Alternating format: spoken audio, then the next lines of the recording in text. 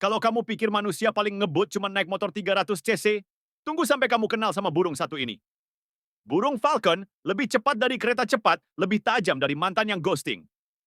Kenalin, ini dia peregrine falcon, hewan tercepat di planet bumi. Serius.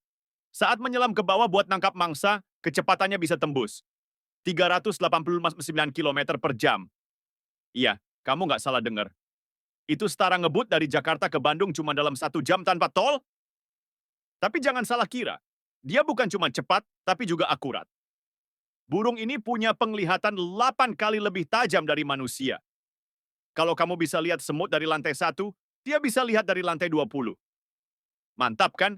Selain itu, mereka juga travel enthusiast. Nama peregrine itu artinya pengembara. Mereka bisa terbang ribuan kilometer saat migrasi. Jadi, jangan heran kalau kamu lihat dia pagi di Afrika, sore udah nongkrong di Eropa. Tapi tunggu, rahasia kecepatannya apa sih? Dia punya tubuh aerodinamis, sayap tajam kayak jet, dan bisa lipat sayap saat nyelam.